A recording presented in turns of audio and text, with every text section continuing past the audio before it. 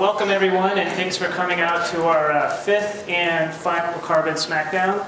Our first four events revealed how lab scientists are developing wind turbines and smart windows and other ways to reduce carbon emissions. And today's event and talk will kind of bring it all together. It discusses a really interesting and powerful tool called computer visualization, which is a way that scientists are using to accelerate clean energy technologies such as the ones you've seen before, as well as a better understanding of the Earth's climate in general.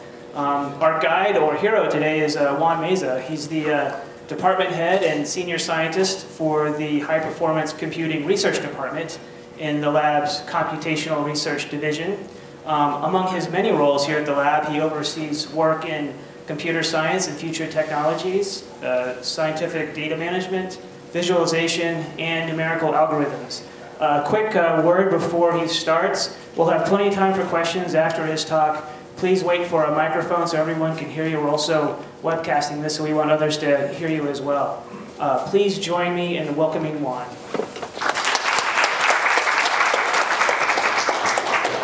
Well, thank you, Dan. It's a real pleasure to be here and to give this talk, especially after all the other four talks. It's nice to kind of try to wrap things up in a way. So a slight change. I'll be talking about more than just visualization today. I'll be talking about computational sciences, and I'll even throw in some math and one or two slides with equations. So be prepared for that. I always like to warn the audience about that when they come up. So one of the questions that I get a lot is how to work this thing. Let's see. Oh, here we go. All right. So what is computational sciences? Well, there's a lot of discussion about what kinds of things we're doing within computing sciences. So what I thought I would do is talk a little bit about the modeling and simulation aspects. Another question that comes up a lot is how accurate are these models? We see a lot of predictions being made, global climate change, other types of phenomena that we're trying to predict. And it's a very natural question to ask, well, how sure are we about those answers? And then one which is, I think, overriding, especially these days, is how can computing help in solving our energy problems, which is one of the aspects that this lab in particular is looking at very much these days. So computational sciences. So a long time ago, or as my children like to tell me, it's when dinosaurs roamed the earth and I was back in school, there were two fields of science. There were theory and experiments. And you either went into the lab and you hooked up something and some apparatus or whatever, and you measured something, or you were, say, more like a mathematician, perhaps, and you went into your room with a pencil and paper and you did theory. And then with the advent of computers, what happened was that these two fields started to kind of merge into a new field, which is called computational sciences, basically modeling and simulation. And what I want to do is talk a little bit about how that can help our ability to be able to help with the energy problem. All right, so I'd like to make this example here. Oh, I forget. If I start to pace, stop me. I've been told that I need to hang around this area over here. Okay, so I'd like to make this comparison here. If you go back to the dawn of this lab, Lawrence was made famous by developing this little device called a cyclotron, which was about 4.5 inches in diameter. It took him about a year, and I think it was something like $50,000, or maybe it was $15,000 to build. Since that time in 1930, we now have these experimental devices like the Large Hadron Collider in Switzerland, which is 27 kilometers in circumference and is estimated to cost on the order of about $4 billion. So that's about a 75,000-fold increase, say, in size. You could also measure it in terms of the energy of this device versus that one, which is closer to about 100 million. So there's been great strides in the experimental devices. But at the same time, something else happened. Shortly afterwards, say around 1945 or 50, a computer came along. And this came out of a project called ENIAC, which I'll talk about a little bit later. And it had the whopping capacity of 400 operations per second. So that's 400 multiplications, if you will. So we don't have quite 400 people in the audience here, but if we did, and if I asked you all to multiply once, then we would have 400 operations, and that would be the equivalent of doing that computer right there. So from 1950 then to our time frame, we have another set of advances. And does anybody recognize this little chip over here? Probably only the people in the computer science community. But the question I like to ask is, this is the basis for a supercomputer. And what I would then ask you is, how many of you guys have a supercomputer in your house?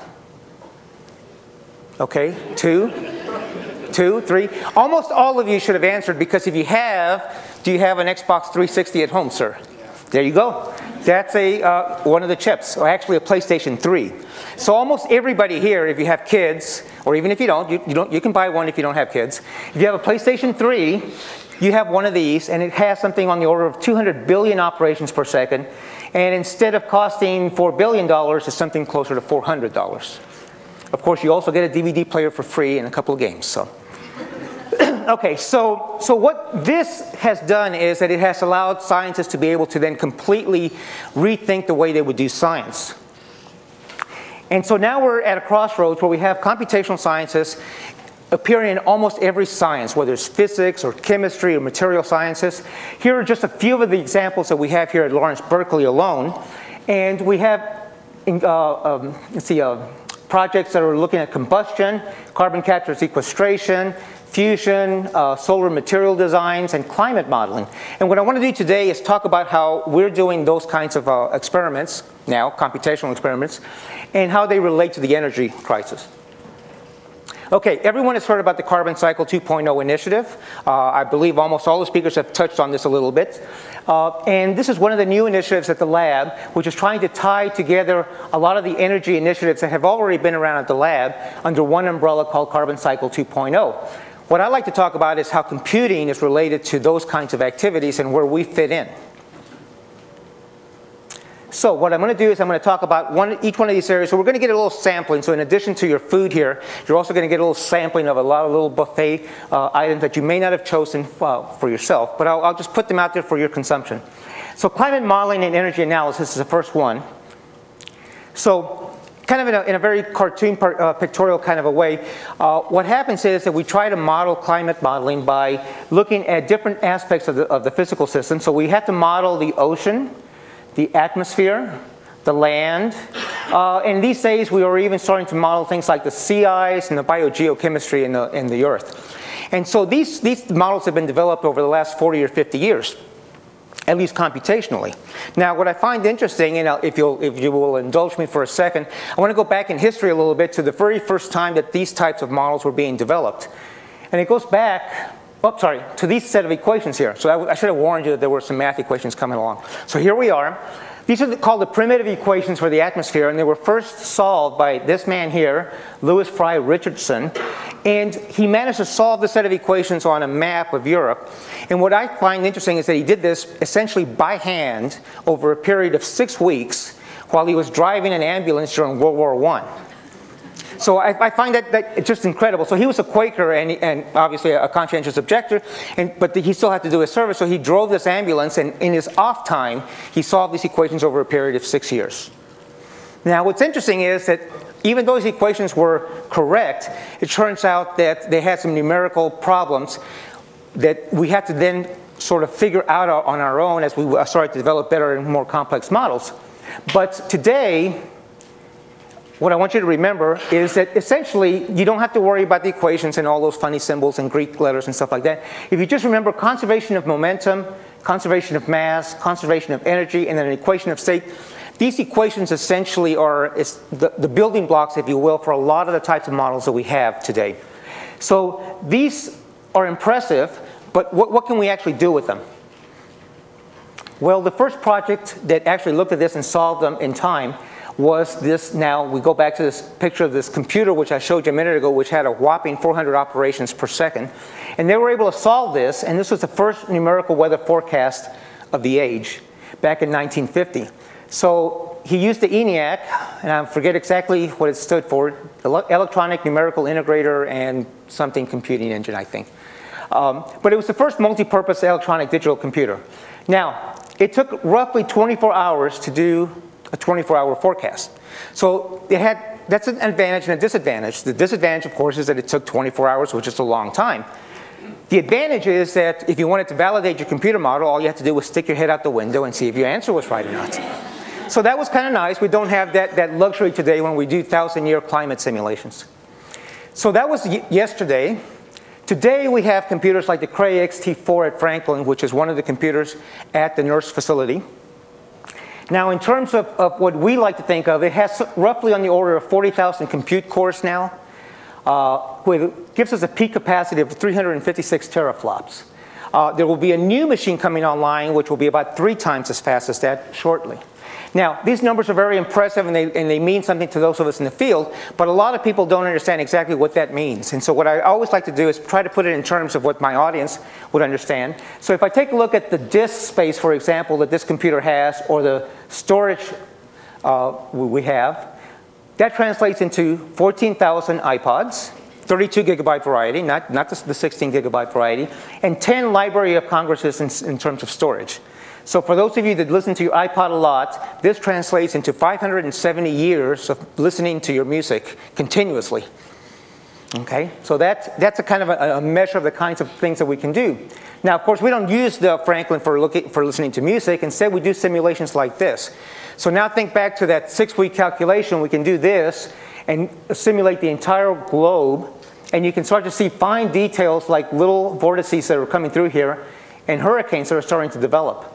So 25-kilometer resolution. I believe this was over a period of about 4 or 5 months simulation time.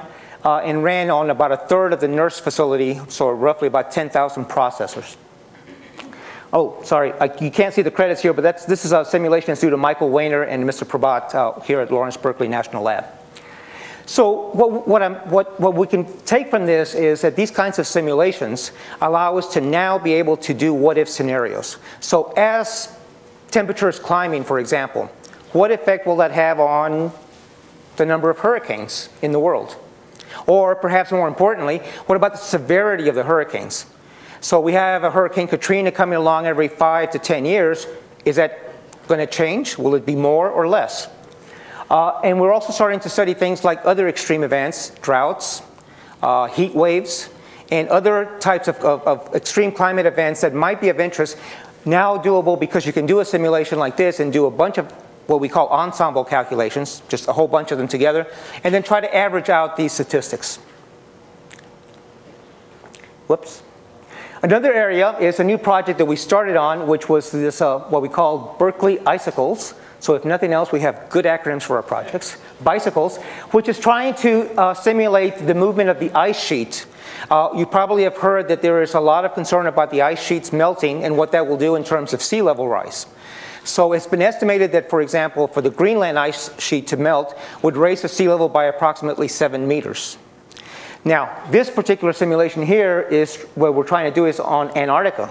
That's a much bigger problem, and if that were to melt, you can see substantially more a rise in the sea level. So this is something we've just started. The big issue here is that when you try to model these types of models here, that you have to have a very fine resolution. I talked about a 25-kilometer resolution for the ocean in the previous simulation. We need to get down to 1-kilometer resolution in that. So it's a 25-fold increase, which translates into a very large computational load for any computer.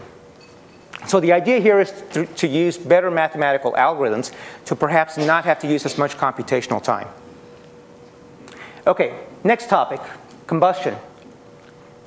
So combustion in the US is roughly dominated by transportation and power plant generation. 83% roughly of our energy comes from the combustion of fossil fuels. That translates in the US, like I said, into transportation and power generation, about 40% coal and 40% oil, and another 20% natural gas.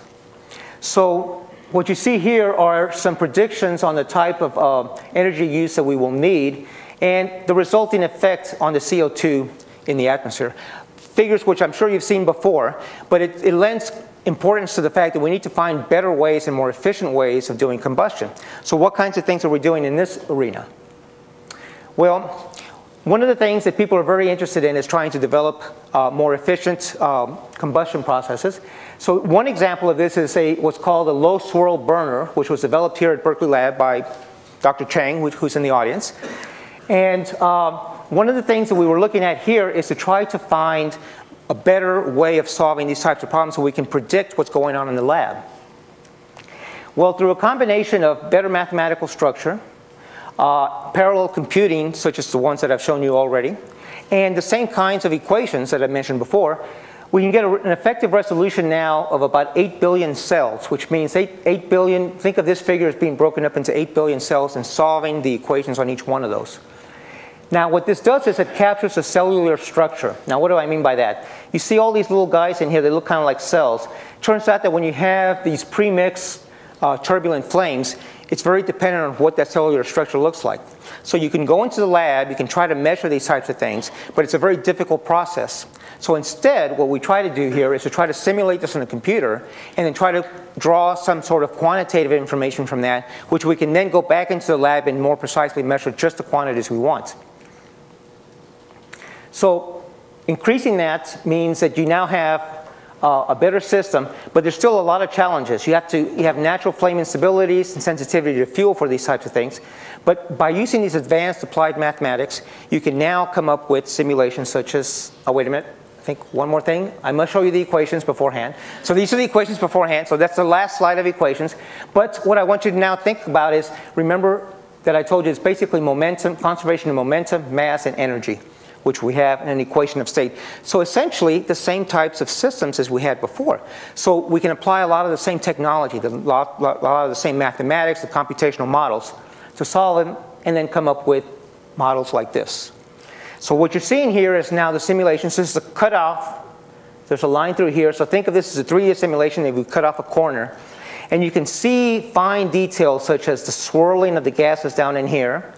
You can start to see a very fine detail of the flame here where it's actually burning. So this is where the red part of it is. And you can see what's happening with the mathematical techniques where you see smooth areas like this. We don't have a lot of computational work that's going on in there. And all of it is going on in here, which is where all the action is, and when we can start to finally quantify what's happening. The importance of this is that when you think about how the standard theory works, it doesn't apply in this particular regime because it's a different kind of combustion processes. So you can't predict what's going to happen. By doing these simulations from first principles, which is what this is doing, what happens is you can now come in here, generate all these simulations, and now you can start to quantify what kinds of effects are going on, why you have combustion in these areas over here. And you can now go back into the lab and do much more detailed observations. So this allows you to now get a much better handle on what's going on and then ask questions like, how can I design a better burner? What's the mixture of the gases that are coming in here?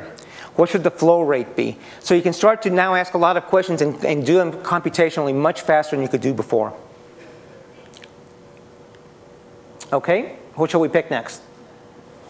How about carbon capture and sequestration?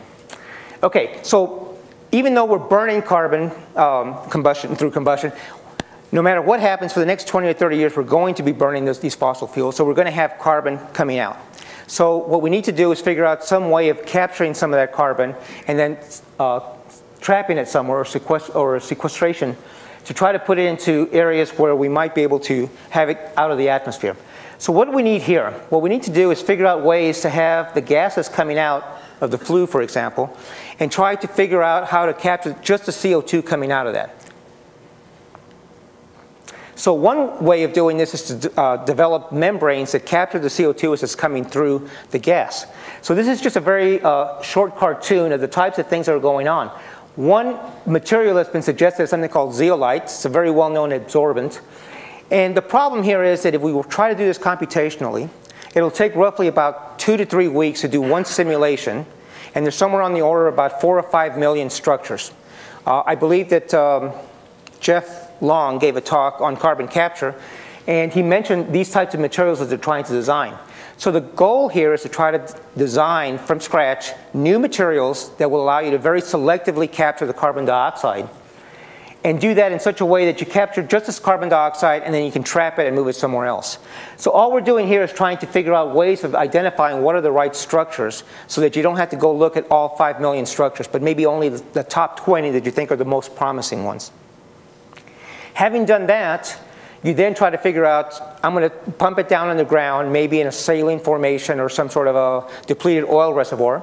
And if you do that, you need to figure out how the carbon dioxide will move through the structure. So here's a kind of a cartoon picture of what a porous structure might look like underground. So it'll be a lot of very complex geometry. There's a lot of geology going on, a very almost random structure within the rock. And so what we'll try to do here is try to simulate what would happen as carbon dioxide moves, say, from the left to the right on this particular kind of a rock, and see how much of it gets absorbed in the rock. Well, let's see what happened. There we go. Okay, so what you see here now is a simulation of a fluid going from one end to the next, and how much is being deposited within the inside the pore structure here. Okay. The other thing we need to figure out is, will chemistry have any effect on here? As you start to put the carbon dioxide in there, it has a lot of very complex chemistry that's going on underground. And so one of the things we want to do here is to take a look at the differences.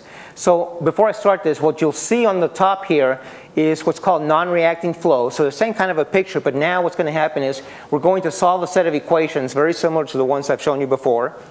And then we'll follow how much of it goes through across that part of the domain. And then we're going to compare that against a reacting flow, where we now allow chemistry to happen in here, and try to see which one is the most effective in terms of capturing the carbon dioxide. So it starts off about the same. Now, notice how you start to see a lot more blue over here and a lot less over here. Now you've hit the end over here, so you started to already reach this end over here, whereas it takes a long time, and in fact, it may not ever reach this side over here. And so what this is showing is that you really have to be careful about how you model these types of systems, because you may think that you can sequester all the carbon dioxide, but in fact, you may not be able to because of the reactions that are going on underground. Okay, solar photovoltaics. So if we think about it now, so that takes care of the carbon or the fossil fuel combustion. What about other avenues for renewable energy, say something that's more carbon neutral? So one opportunity is solar cells. And so people have been thinking about trying to design solar cells that will allow us to generate electricity from them. And the reason is quite easy. You've seen this picture before. The global annual solar resource is on the order of about almost 10 to the 9 terawatt hours. And the whole world is using on the order of about 10 to the 4th terawatt hours. So if we could capture that and convert it into electricity, we would be able to use everything we would ever need. So I have to give you a short lesson on how a solar photovoltaic cell, or say a solar cell, works. And then I'll give you one inkling of what kinds of projects we're working on to try to develop better solar cells. So solar cells based on inorganic nanorods have been proposed as one way of developing new, more efficient solar cells. The nanorods act a little bit like wires. They absorb light, and they generate these what are called whole electron pairs. So what happens is you have a material in the middle here, sunlight hits it, and then you create an electron in a hole, which is what causes the electricity. Now, the biggest challenge is that most of the materials that have been used for designing solar cells, the cost is still way above the range of what you would get from, say, coal. So closer to 30 cents per kilowatt hour. Now, what's a possibility? Okay, so this is a little bit of a cartoon I came up with to try to explain how this stuff works. A single band material, so think of just a single material you're going to use, has a theoretical efficiency of around 30%. And the reason is very simple. Let's suppose electrons live here in this energy state, and you have another energy state up here. And if you can get that electron to come up to that level there, then you'll get electricity. So a photon will hit this electron, and if it bounces up there with just the right energy, it'll stay up there and it'll start to flow. But if you don't have enough energy, it'll just bounce up and then come back up. Well, not quite, but you get the picture. So the point here is that not all light is created equal. Some of it will cause the electrons to jump up there, but not all of them will. And that gives you the 30% efficiency. Okay? So the idea is, what if we use several different types of materials? In fact, a material that perhaps creates a secondary energy level here, which we can use as a stepping stone, or the electrons will use as a stepping stone. And so now when light hits it, it can bump up there for a little while and then get hit again and then go up, thereby increasing the efficiency of the solar cell. So one proposed material is to have zinc telluride with just a small fraction of oxygen. And then the question that was asked is, okay, if you're going to design this material, one, is there really a gap? In other words, do you really create that energy level there? And if so, what's the right mix of oxygen to put in there? So it's sort of like baking a cake, if you will, and you have to have just the right set of cooking ingredients, otherwise you're not going to get the right set of cakes. So the question came to us. Now here's a more scientific version of that. Still the same picture. You have an energy band over here. You want to create another energy band here. There's the conduction band. And so it turns out that you can formulate this as a problem in electronic structure calculation, which basically just says, let's try to figure out what this structure looks like and see if we can create that band that does exactly like what I pictured before. And in fact, you can. There is a code that we developed that. And the way to interpret this is that now this is what's called a density of states. This is where electrons will live.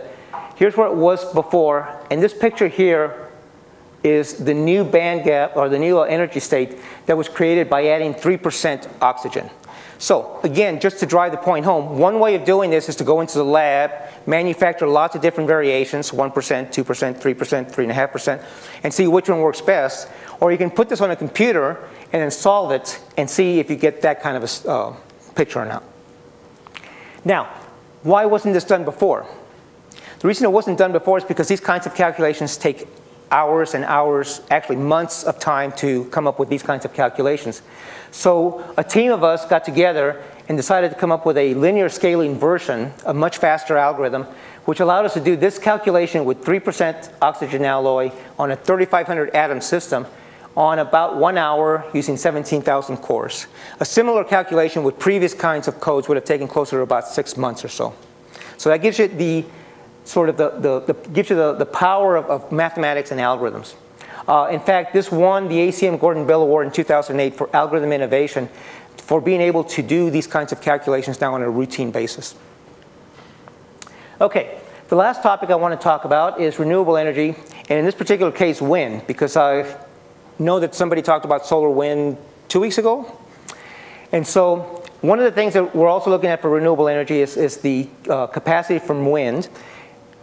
And so one new approach is to try to develop new windmills. Okay, should have given you a hint here. So these kinds of windmills here have these blades that are going around like that. So now think about looking at it from the top. So you'll see just a blade, and this is what you're seeing here. These little blades as they go along in here. Now what you're seeing here is the turbulence, if you will, as these blades go along their path. And one of the things we want to try to do is develop very accurate methods for trying to solve these simulations, because trying to understand how the shape and the design of these blades here will affect the efficiency of the windmills, thereby driving the cost down if you could do that. Now that requires a lot of very high fidelity predictions, very high order methods, no equations. But just the point being here again that you can simulate these things now on a computer in 2D and be able to get very, very good predictions of the kinds of wind flow and shear that are coming out of these blades. This is work that's due to Parallel Person, who is a professor down on campus and also a joint appointment here at the lab. All right, so my point then through this talk is that there's a lot of energy problems that we are facing today. There are a lot of different initiatives. There are combustion, carbon capture, climate modeling. I didn't talk about some of the other ones. But in essence, a lot of them use computation, modeling, and simulation. And this is where now with the capacity of the new computers, the new algorithms, we're now able to develop models that can predict new scenarios and allows us to do what-if scenarios. So just to summarize, there's a lot of energy challenges that are facing us. Computational sciences, I believe, is a critical element of all the solutions that we have here. And I think this is just the beginning. If I take a look at what the kinds of computers that we're looking at in the future that will have 1,000 or even 1,000,000 times more capability, and the new algorithms that are being developed, I think we'll be able to solve problems that are much more complex and much more exciting. So with that, I'll stop and I'll well, first of all, I want to thank all the people here, and if I left anybody off, I apologize. This is really a joint effort with a lot of different people. It requires people from not just our division, but people in the other divisions within the lab, and so a lot of this work really couldn't have been done without them. So with that, I'll stop, and thank you very much for your time. So we have plenty of time for questions. Please raise your hand, and we'll get you a mic if you have a quick question. No questions. Can't believe it. Dr. Mueller. Excuse me. When you're doing combustion, you can run an experiment afterwards and see how well you did. When you're doing climate change, it's much harder. Could you say a few words about what you believe the accuracy of your models is and how you determine that? Sure. So everyone heard the question, right? So in many of the cases that we do simulations, we have the very knotty problem of validating the computer model to see if we have the right answer. And that's where I made that one joke about the guys who did the weather forecasting. They had the luxury of doing validation real time by just sticking their head out the window. It's a very, very tricky situation. We don't know a lot about the uncertainty in the models. What we're trying to do right now is to validate them using a lot of the data that we have, but even that only gets you so far. So there are huge efforts right now in trying to develop what are called uncertainty quantification methods for trying to develop a sense of how much a simulation varies with the known parameters. Now in climate, of course, you've got a lot of the unknown parameters. I won't even go into that. But the state of the art, I don't know that I have a good handle on how accurate those models are. The best that we know right now is that if you run a lot of different models, they tend to give you roughly the same kind of an answer. And without a 200-year time frame in advance, we really can't do better than that. Good question, though. Thanks. Great lecture. I was really struck when you had the simulation of the globe and the weather going around. Mm-hmm. I was struck by how that resembles a combustion, like a flame. And so maybe it's the same question when you're doing combustion simulation. The same question: how do you validate? I mean, there's so many really small interactions. How do you validate that you've got the results right and you've got the modeling correct?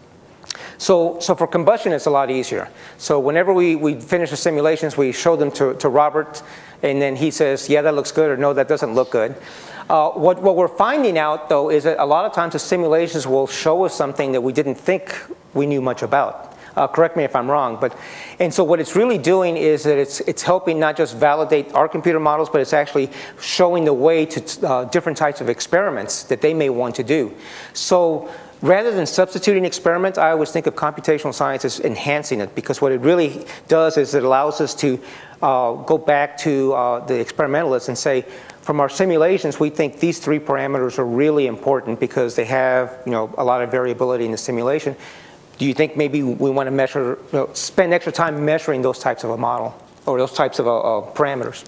And so that brings me to another question: Is it the same parameters with something on a global scale like climate and what you see in a flame? There's some similarity, but not exactly.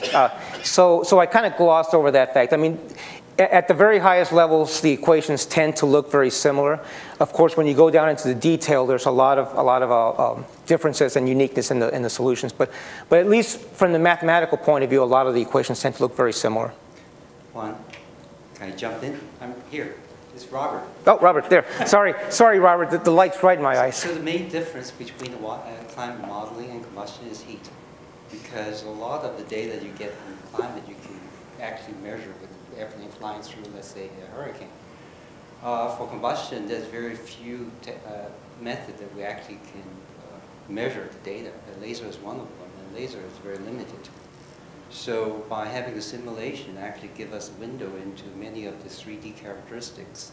And also its turbulence. I mean, you're seeing all the vortices and there's a lot of turbulent mixing, especially couple that with temperature. It's very hard for us as experimentalists to get detailed measurements of what's going on inside a flame.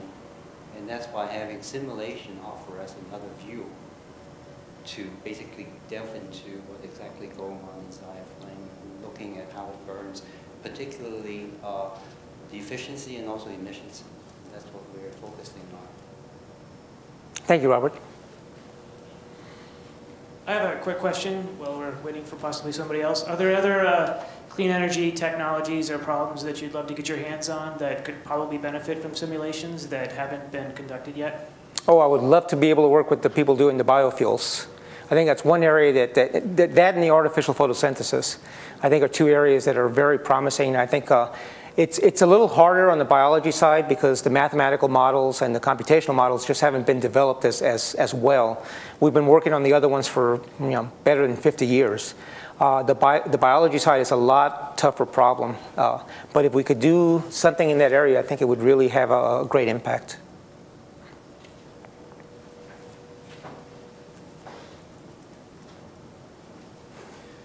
So I'm hoping that this lecture is shown on YouTube and finds its way into the science classes in our school systems. And so what would you tell the kids watching, our future generation of scientists, what would you tell them that they need to study so that they can help contribute to advancement in these types of sciences? So I believe, in fact, that this will be shown on YouTube. So in fact, this is a very pertinent question. One of the points that I'd like to drive home is the similarity between all the different models. And so having a strong foundation in mathematics is really important. The second aspect is that really, when you take a look at the way science is done these days, computation is going to be a big factor in almost every field, even biology. And so one of the things that they really need to understand is how to use computational models. Probably the third one I would do, third thing I would tell them is sort of not technical, but I would tell them all of these problems are huge, very large, very complex. You always work on teams, so learn how to work in teams because that's one aspect that's not going to go away either. Question over here. You mentioned math and computer science, but what about statistics with all the, it's just math and statistics are not the same, but would you say that you use, say, data analysis that entails statistical methods? That's an excellent question, and that was my mistake for not mentioning that more carefully or closely. In fact, statistics plays a huge role in a lot of the different problems in here. For example, in the climate modeling, when I was answering the question about the validation of the computer models, so when we do ensemble calculations, we have to gather statistics to try to understand exactly what kinds of events we are looking at. And in fact, the study of the extreme events is a statistical problem. When we look at the combustion simulations, we are looking at trying to understand how turbulence behaves, and that ends up being a statistical problem also. In fact, all of the simulations, and we've noticed this ourselves, are generating so much data that it is almost impossible to keep up with it. And one of the things that we need to really be able to do in the future is to develop better statistical techniques for being able to handle very large data sets. So my apologies for not mentioning statistics. It is a very important part. Question over here. Follow-up question on validating climate models. Do you have enough hard data from 50 years ago that you can stick it in and run it for 50 years and see if you get the right answer? Let me make sure I understand the question. So you run it for 50 years and so do I have 100 years worth of data? Or 50 years or whatever, yeah. Enough to test the models. So the answer is yes to a certain extent. So we have data for about 150 years. Are there any climate modelers in the room? I believe we have data for about 150 years. So you could run it for, say, 100 years and then see if you get an answer that looks very similar to the one that we have today. And I think that's one of the outcomes of these intergovernmental reports where they do that. And so you can actually measure the rise in the temperature, and then you can start to play games like don't throw in any CO2 gases that are produced by humans, and there's just no way to match the data until you throw that effect in. So you can do it, but of course, once you stop with the data and you then predict, it's like Yogi Berra said, prediction is difficult, especially the future.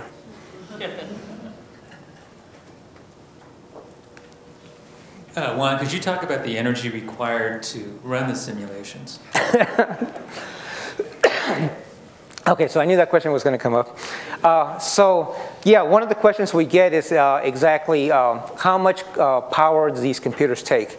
And in fact, they do require a lot of power.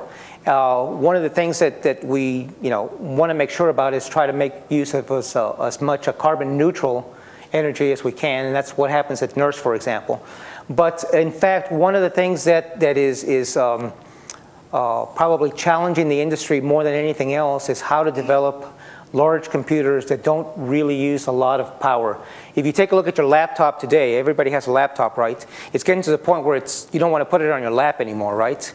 And so that's a design that is being looked at, because as we try to come up with better and more powerful computers, one of the driving forces now, or one of the constraints, I should say, is that the power consumed by the computer. So the industry is looking very carefully, trying to develop much less power-intensive computers. And this is why you're seeing a very large number of designs going towards many more cores on more processors on a chip. And so if you take a look at all of your laptops now, they have at least 2 processors, probably some of them 4 maybe, and you probably will be able to see hundreds in the near future, just because of that constraint. Question over here. I was amused when you refer to processors as cores, because I'm old enough to remember when core memory, meant 1 bit of memory. And now you're using 38,000 processors in one computer. I'd just be interested in knowing what kind of a challenge was that. Are there still challenges in doing computations with so many separate processors? Have you solved the major problems, or are there still challenges in the future?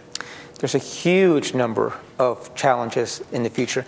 So 38,000, let's see, it took us the better part of about a year with those 7 people trying to get that code to run at the efficiency that we had it running. Running 38,000 processors, actually that was the smallest run that we made. We went up to 147,000 processors. And all sorts of things go wrong when you go to that scale. Now imagine 10 years from now, you're probably going to be looking at machines that have upwards of 100 million cores. And the codes, all of the software that underlies those computers, everything will have to change. And one of the things that we're worried about right now is exactly how to figure out how to get all of our codes to work efficiently on those types of architectures. The analogy I like to make is, imagine that if everybody in Berkeley was required to be on site at the lab to be able to do some work, and if one person showed up sick or went on travel, nothing got done. In a certain sense, that's sort of what happens in an algorithm. When one processor goes down, that's the kind of thing that can occur. So you have to be very careful about the design of the algorithms. You have to be very careful about the design of all of the codes. It becomes a nightmare, if you will. So right now, I think we're all both excited and terrified by the prospect of a lot of these architectures. Any other questions? 5, 4, 3,